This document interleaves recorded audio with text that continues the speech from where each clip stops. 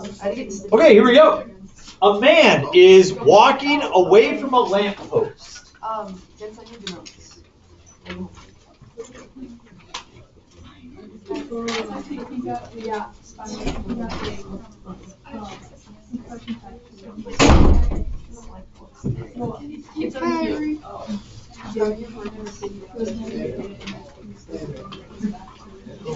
You're welcome. The light source is 6 meters above the ground. I'm going to draw a lamppost. I'm going to put a light up there. Shining light everywhere. That's 6 meters tall. The man is 2 meters tall. Is that tall or short if he's 2 meters tall? That's tall, yeah. You're like 6'5". How far is the man from the lamppost? How far is that when his shadow, what? It's 5 meters long. Oh boy. I don't even know what to do. Do you know what to do?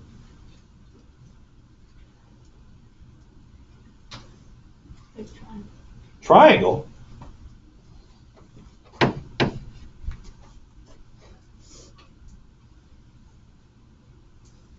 Tell me more, Bridget.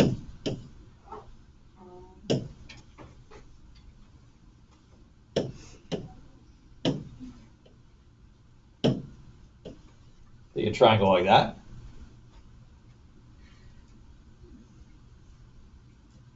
How many triangles we got? We got 2. What is the relationship between those 2 triangles? Starts with an S. Sim. Nope, not symmetrical, but sim. Il. R. Similar. They're similar triangles. Similar triangles are great because if they're similar, it means that their sides are proportional. We know that these triangles are similar because their angles are the same. For example, this is a 90-degree angle and this is a 90-degree angle. This is a shared angle right there. And if 2 angles of a triangle are the same, then so the third angle must also be the same. So we know that this angle is symmetrical or is congruent to that angle. So if all 3 angles are congruent, then the shapes are similar. If the shapes are similar, then their lengths are proportional. So I like to set up proportions this way. I'm going to set up the height divided by the length. I always like to use 2 letters in order to represent my work. That way, it keeps my work orderly. What is the height of the lamppost? 6. What's the length? Bottom length of that triangle.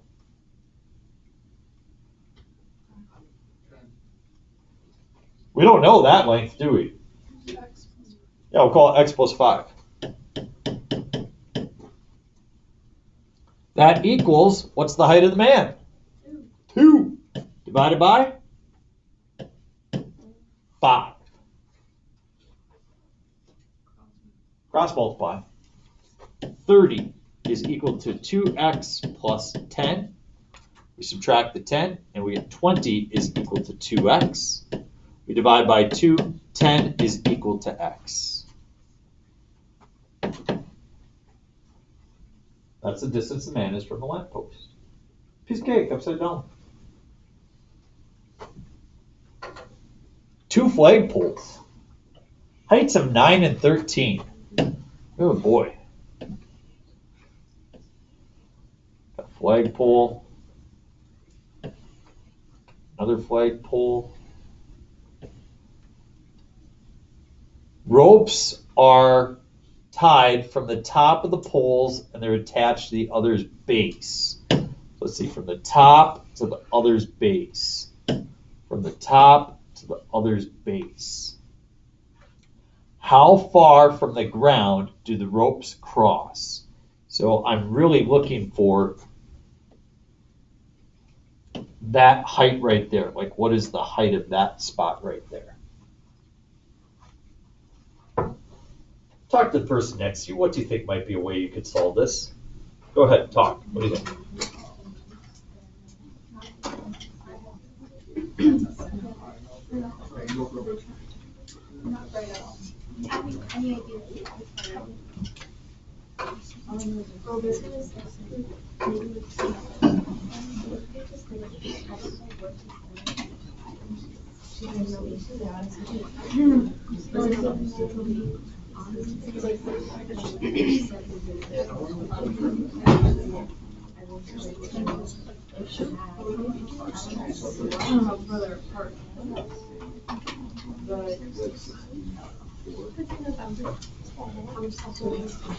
I've solved this problem 3 different ways, and without a doubt, there's 2 ways that I really don't like, and there's 1 way that I really, really do like.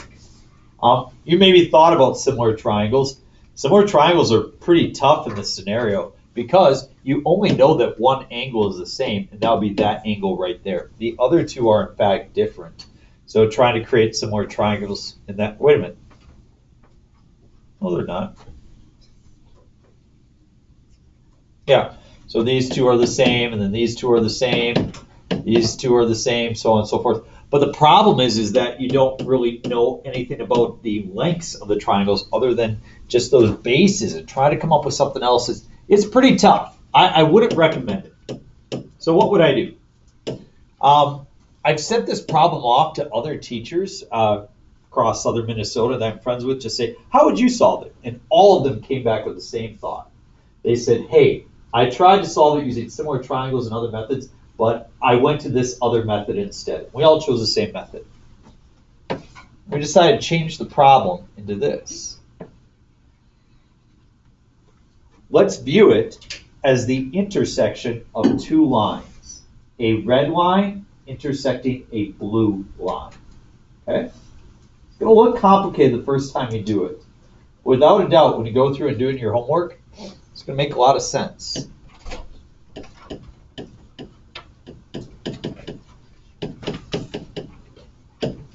Good morning. Good morning.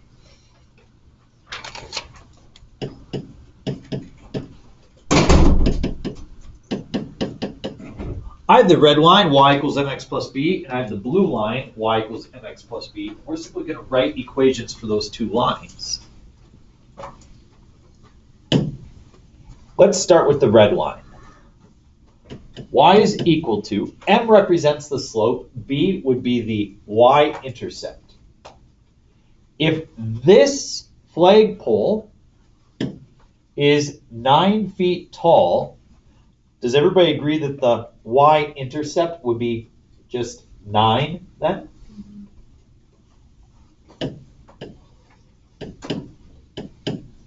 Now I need the slope. In order to get from this spot to this spot, how far does it drop to go from here to here? What is the rise to go from here to here?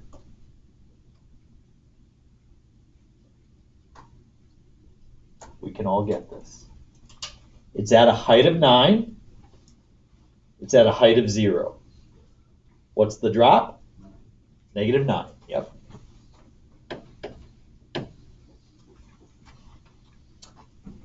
Again, slope is rise over run. We don't know how far the 2 poles are apart. We'll call that D. D for distance. And that's my equation for my red line. Let's do the equation for the blue line. Y is equal to, let's think about the y-intercept. Look at the blue line. What would be the y-intercept here? 0. Let's talk about the slope.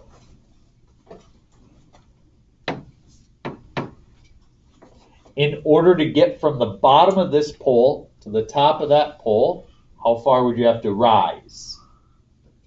13.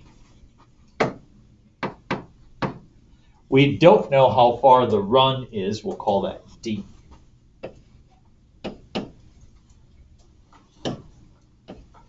And we said that the y-intercept was 0, so I've got a 0 on the end.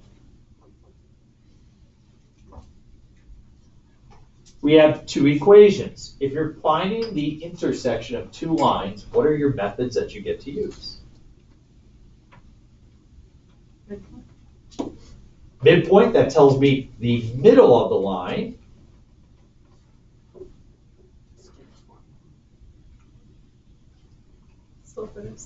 Slope-intercept form. We've got slope-intercept form right there. Solving systems of equations. One word starts with an E, the other one starts with an S.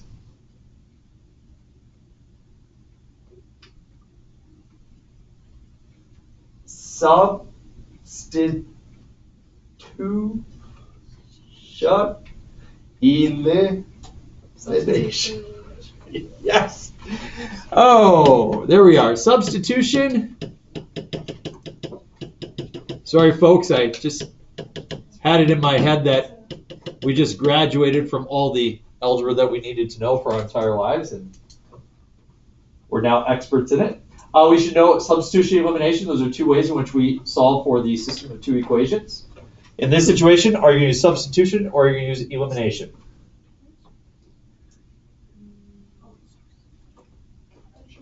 Because you know what y is equal to, you are going to plug it in right there. So that is a substitution method. So we'll substitute it in for y. We have 13 over d times x is equal to negative 9 over d times x plus 9. Sorry that you guys did not remember that. Not much a teacher can do about recall. All I can do is show you and tell you over and over. We're going to gather the terms on one side, so we're going to add the negative 9 over d to both sides. We get a 22 over d times x is equal to 9. I'm trying to solve for x. How do we get rid of 22 over d? Multiply by the reciprocal, or multiply by d over 22. And I get x is equal to 9d divided by 22.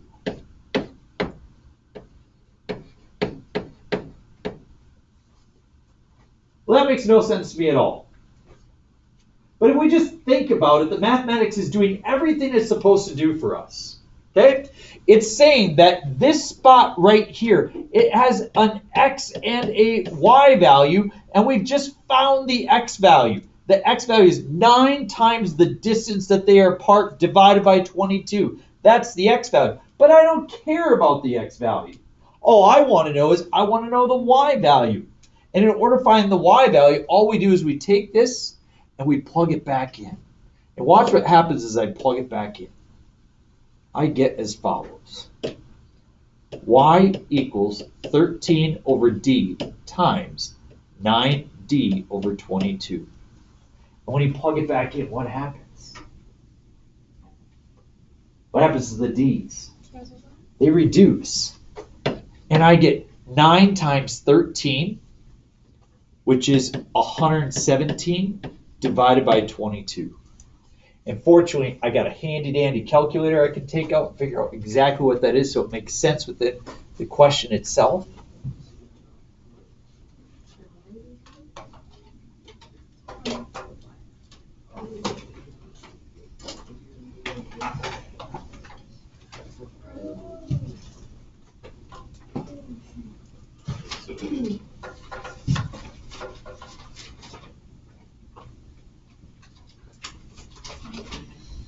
And so we have 117 divided by 22, and I've got 5.32. So that's really interesting. It turns out that it doesn't matter how far apart the two poles are. No matter how far apart they are, as long as the one's 9 and the one's 13, they are going to cross exactly 5.32 feet apart from each other off the ground. The flagpole problem, classic one. Put in a few years ago to have a little bit of fun, and the students told me that that was impossible and it was unfair if I were to expect that people could do that on the test. At that point, I told them, well, it's on the test. If you tell me you can't do something, I'm going to make you do it. So without a doubt, that's not as bad as it looks. I'll try to walk through it on your assignment. Follow it just like we did, and you should be fine. This is a new problem for me that I put in because nobody could figure this one out in the homework. I've given up after 18 years. People just don't have the resiliency for it. Few people get it over the years, but too many didn't. So we'll try to model a problem for you. Max is mixing epoxy. Anybody know what epoxy is? Yeah, use it for flooring to like a covering, or you can also use it as a binder. So it's like a glue, okay? You know, like almost use it to like weld things back together. And epoxy generally has two parts to it, okay? It has a base and it has a hardener. So that base, it will, if you let it sit out, it won't turn hard at all, okay? But you mix the hardener with it, and all of a sudden you have, you know, might be a minute, might be an hour, might be a day before it sets up, and it'll be permanent. The longer it takes for the hardener to set in and really solidify, the stronger the epoxy actually is. So the last time I did a true epoxy, it was an axe, okay? So I'm a guy, split wood, and the head fell off the axe, and I had to epoxy it back on. I got one where it took 7 days for the epoxy to cure. That means it was a really, really good product. So Max is mixing the epoxy together. The epoxy has two parts. It's got base and hardener. He currently has 48 ounces of epoxy. That is 2 parts base and 3 parts hardener.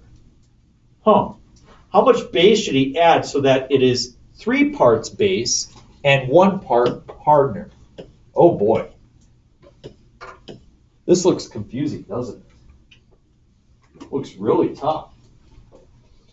And so we have a problem here.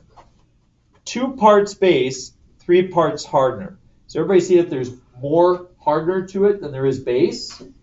What we really want is we want to have 3 parts base and just 1 part hardener. So we got to get a lot more base in there. Okay? So do we just start pouring and mixing until we feel good? No, we gotta add the right amount, don't we? Well, first of all, let's figure out how much we actually have of the base and hardener. Okay? So it says as follows. It says 2 parts base and 3 parts hardener. So if we say that we have base is currently equal to 2 out of 5 of what we want, right? There's 5 total parts, 2 that are base and 3 are hardener. So it's 2/5 base and then hardener. It is 3/5 hardener. Everybody got that? So let's actually figure out how much we got, okay? So take out your calculator, and we're going to take, let's see, 2/5. We're going to take 2/5, and we're going to multiply it by 48. We're going to take 3/5 and multiply that by 48 and see what we get. So 2/5 times 48, and I get 19.2.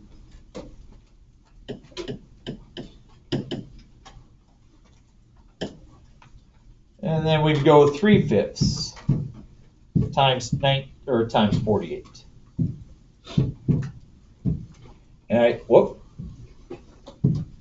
3/5 times 48. And I get 28.8.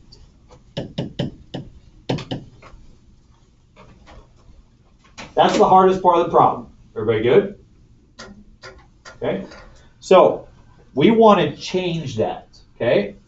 We want to change it so that it is 3 parts base and 1 part hardener. So if it is 3 parts base and 1 part hardener, does everybody agree that we want to change it so that the base is no longer 2/5, but the base is going to be 3/4? That's what we want to change it to.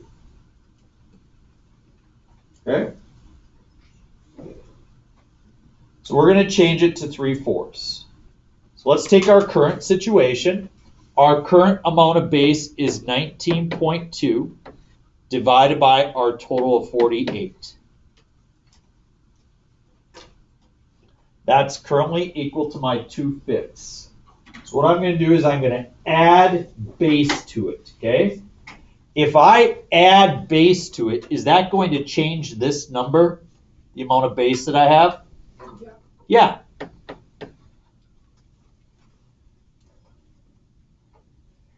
If I add base to it, is that going to change my total amount? It will. If I add base to it, is that going to change the amount of hardener? No. It's going to change the total amount. It's going to change the amount of base. Not going to change the amount of hardener. What do we want this ratio to be? We want this ratio to simply be 3/4. So you can see that coming up with the equation is the challenge here. Once we get it, solving it is absolutely simple. How do we solve this? Cross multiply. Make it easy. 3 times 48, 144, plus 3b is equal to 4 times 19.2. Oh boy. 76.8 plus 4b. So I've got to solve that. So I'm going to subtract the 76.8 over, because I can see if I subtract the 3b over, I just get b. And what's 144 minus 76.8?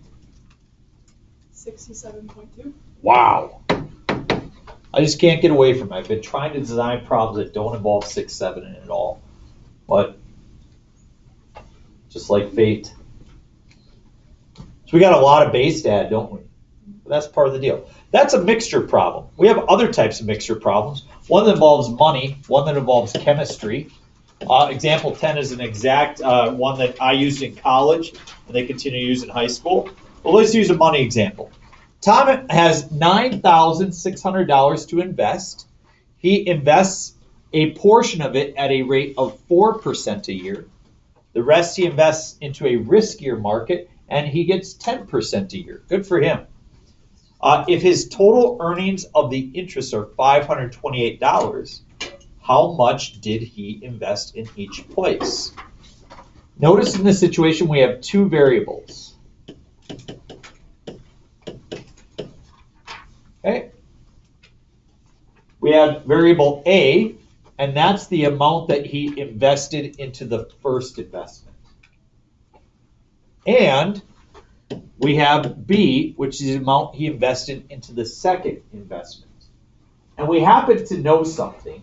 What is those two investments combined? How much money does he have from those two investments combined? 528 is what he gets from the interest of both. But what he actually invested in, he got to pull from $9,600. Tom has $9,600 to invest.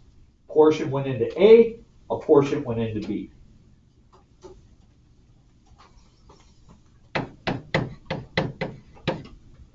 That's his total amount that he invested.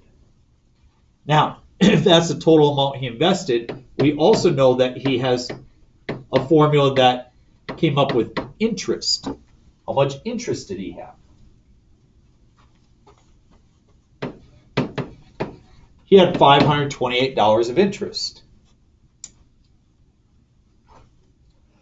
How do we calculate his interest? Well, 4% interest he got off of investment A.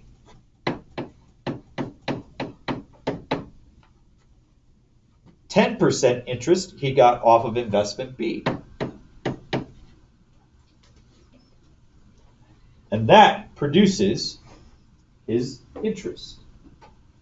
There are two ways you can solve a system of equations. One starts with an S, one starts with an E. What are they? Substitution and elimination. Would you like to use substitution or elimination here? It's up to you. You can't make a wrong choice. Substitution. You want to use substitution? Absolutely fine. So if you want to use substitution to solve this, you're going to have to solve for A or B here. So we will say that A is equal to 9,600 minus B. Okay? I'll solve the second one using elimination. But Presley has decided that she'd like to use substitution, so we can do that. I would say most people choose that in this scenario. People like substitution. So I'm going to substitute that in. I get rid of one of the variables. I'll be left with just B. So I have 0.04 times 9,600 minus B plus 0.1B is equal to 528. Now we have a basic equation. Once again, setting it up is the challenge. 0.04 times 9,600. Could somebody give me a number there? 384 minus 0.04b plus 0.1b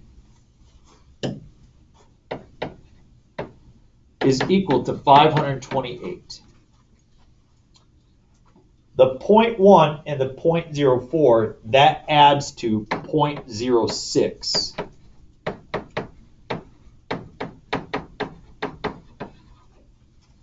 So 0.0b plus 384 is equal to 528.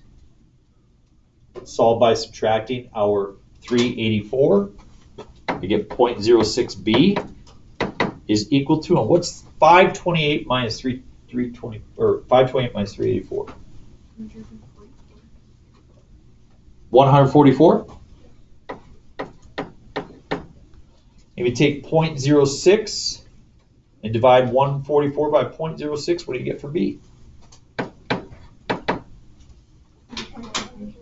2,400? So what that tells us is that he invested $2,400 at the 10% a year. How would I figure out how much he invested into the first investment of 4%? Yeah, the investment for A, I know that A plus B has to be equal to 9,600. And so we would have 7,200.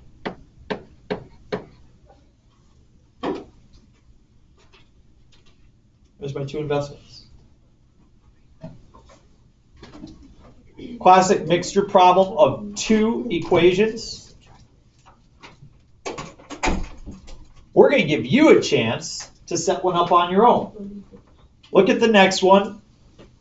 What quantity of a 60% acid solution must be mixed with a 30% acid solution in order to produce 300 milliliters of a 50% acid solution? There's a very good chance that what you write down will not be 100% right. That's okay.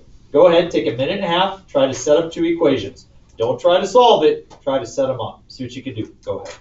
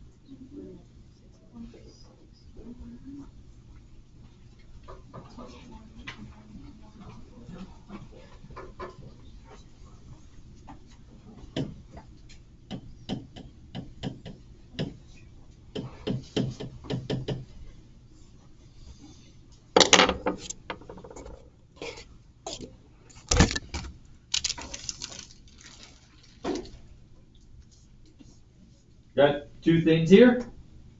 This one's got a bunch of acid. This one doesn't have a bunch of acid. And we mix them together, we want it to be 50% acid. So we can't just dump the same amount from each one, can we? It'll be a little bit different. How much total do we want to have in the end? How much total product do we want? 300. So I got my total, got my 300.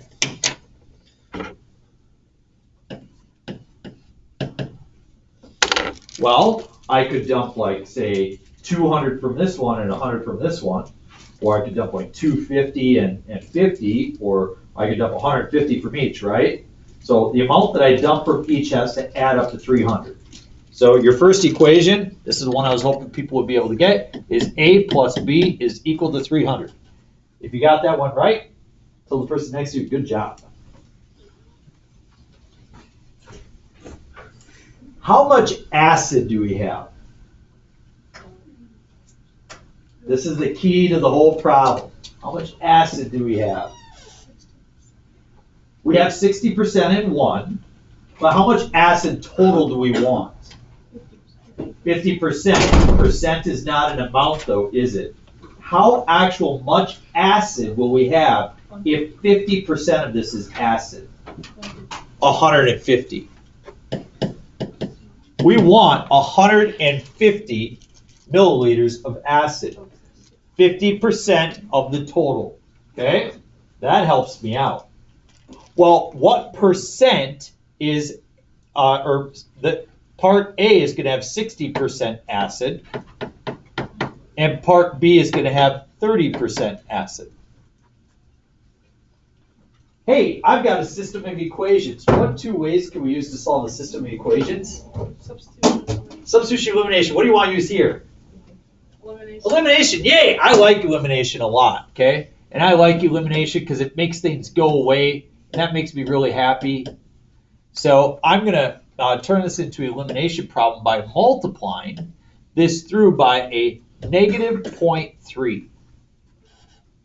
And when I do, I get a negative 0.3a minus a 0.3b is equal to, and negative 0.3 times 300, that's going to be a negative 90.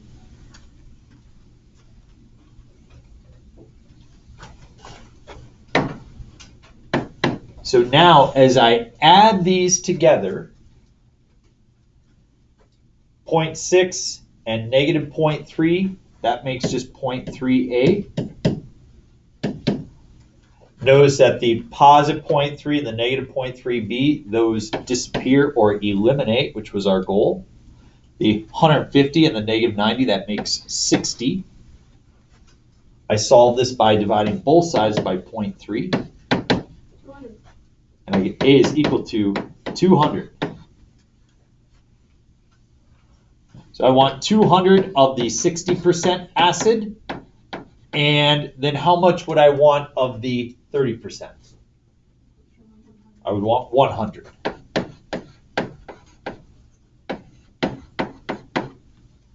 And there we have it. Remember, again, doing that exact problem in Chem 125. I had Professor Mary Walzak. She was horrible. I'm saying she was horrible because that was kind of the consensus of the class. I remember getting a test back where I got a 44% on it. That was my lowest test. I was still well above the class average. Don't you think the class average should be higher than a 44?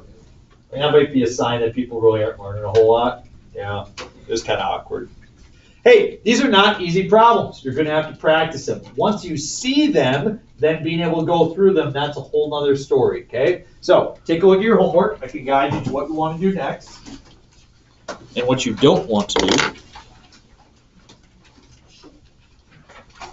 The other day, I told you to look at problems 1 through 8. Now you're ready to go through 14. Problem 14 would be good. Tomorrow we look at distance, rate, and time. Distance, rate, and time. I would say that the mixture and the distance, rate, and times are probably the harder ones for people. Maybe the entire unit. After that, maybe it gets easier for people. Okay? So I'll get the answer key posted for you guys. If you want to look at a couple problems, you sure can. What day is the test? You have the 23rd. Oh.